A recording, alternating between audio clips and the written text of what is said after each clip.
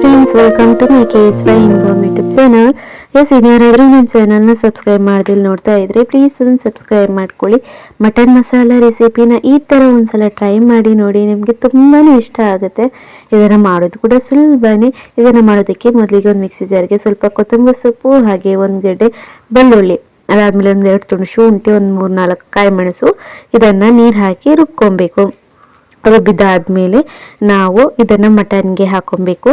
ಹಾಕ್ಬಿಟ್ಟು ನಾವು ರುಚಿಗೆ ಎಷ್ಟು ಬೇಕಾಗುತ್ತೆ ನೋಡಿ ಅಷ್ಟು ಉಪ್ಪನ್ನ ನಾವು ಹಾಕ್ಕೊಂಡು, ಜೊತೆಗೆ ಒಂದು ಅರ್ಧ ಟೀ ಸ್ಪೂನ್ ಆಗುವಷ್ಟು ಅರಿಶಿನ ಸೇರಿಸ್ಕೊಂಡು ಚೆನ್ನಾಗಿ ಮ್ಯಾರಿನೇಟ್ ಮಾಡಿಬಿಟ್ಟು ಒಂದು ಅರ್ಧ ಗಂಟೆನಾದರೂ ಎತ್ತಿಟ್ಕೊಂಬಿಡಿ. ಈ ಹಸಿರು ಮೆಣಸಿನ ಖಾರ ಏನಿದೆ ಇವೆಲ್ಲನೂ ಎಳ್ಕೊಳ್ಳುತ್ತೆ ಮಾಂಸ ಚೆನ್ನಾಗಿ. ಅದಾದಮೇಲೆ ಇವಾಗ ಒಂದು ಕುಕ್ಕರ್ನಲ್ಲಿ ಸ್ವಲ್ಪ ಎಣ್ಣೆ ಹಾಕ್ಕೊಂಡು ಚಕ್ಕೆ ಲವಂಗ ಏಲಕ್ಕಿ ಒಗ್ಗರಣೆ ಹಾಕ್ಕೊಂಡು ಒಂದು 2 ಗಡ್ಡೆ ಈರುಳ್ಳಿ ಸಣ್ಣದಾಗಿ ಹೆಚ್ಚಿಬಿಟ್ಟು ಹಾಕ್ಕೊಂಡು ಚೆನ್ನಾಗಿನೇ ಫ್ರೈ ಮಾಡ್ಕೊಳ್ಳಿ.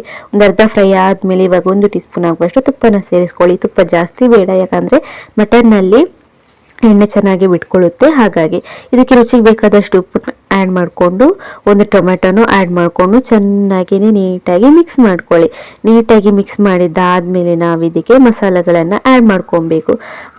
ಖಾರಕ್ಕನುಗುಣವಾಗಿ ನಾವು ಖಾರದ ಪುಡಿ, ಹಾಗೆಯೇ ಒಂದು ಟೀ ಸ್ಪೂನ್ ಆಗುವಷ್ಟು ಪೆಪ್ಪರ್ ಹುಡಿ, ಹಾಗೆಯೇ 1 ಟೀ ಸ್ಪೂನ್ ಆಗುವಷ್ಟು ಧನಿಯಾ ಹುಡಿ, ಹಾಗೆ 1 ಟೀ ಸ್ಪೂನ್ ಆಗುವಷ್ಟು ಮಟನ್ ಮಸಾಲ ಹುಡಿ ಏನಿದೆ ಅದನ್ನು ಆ್ಯಡ್ ಮಾಡಿಕೊಂಡು ನೀಟಾಗಿ ಮಿಕ್ಸ್ ಮಾಡಿಬಿಟ್ಟು ಆವಾಗಲೇ ನಾವೇನು ಮ್ಯಾರಿನೇಟ್ ಮಾಡಿ ಇಟ್ಕೊಂಡಿದ್ದೀವಿ ನೋಡಿ ಅದನ್ನು ನಾವಿವಾಗ ಆ್ಯಡ್ ಮಾಡ್ಕೊಬೇಕು. ಅದನ್ನು ಆ್ಯಡ್ ಮಾಡಿಕೊಂಡು ನೀಟಾಗಿ ಮಿಕ್ಸ್ ಮಾಡಬೇಕು. ಚೆನ್ನಾಗಿ ಮಿಕ್ಸ್ ಮಾಡಿ ಅದು ಎಣ್ಣೆ ಬಿಟ್ಕೊಳ್ತಿದೆ ಅನ್ನೋವಾಗ ನಾವು ಅದಕ್ಕೆ ನೀರು ಹಾಕಬೇಕು. ಅಷ್ಟರವರೆಗೆ ನಾವು ಇದನ್ನು ಮುಚ್ಚಿಬಿಟ್ಟು ಬೇಯಿಸ್ಕೊಬೇಕು. ಒಂದು 10 ನಿಮಿಷ ಬೇಯಿಸಿದಾದ್ಮೇಲೆ ಎಣ್ಣೆ ಬಿಟ್ಕೊಳ್ಳೋಕ್ಕೆ ಶುರು ಆದಮೇಲೆ ನಾವು ಇದಕ್ಕೆ 1-2 ಲೋಟ ನೀರು ಹಾಕ್ಬಿಟ್ಟು ಕುಕ್ಕರ್ ವಿಷಲ್ನ ಮುಚ್ಚಿಬಿಟ್ಟು ನಾವು ಒಂದು 4 ವಿಷಲ್ ಕೂಗಿಸ್ಕೊಬೇಕಾಗುತ್ತೆ.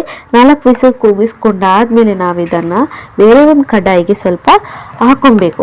ಯಾಕಂದರೆ ಗ್ರೇವಿ ತಿಕ್ಕಾಗಿ ಬರಬೇಕು ಅನಿಸಿದ್ರೆ ನೀವು ಮತ್ತೊಂದು ಪಾತ್ರೆಯಲ್ಲಿ ಹಾಕ್ಕೊಂಡು ಚೆನ್ನಾಗೇ ಬೇಯಿಸ್ಕೊಬೇಕು.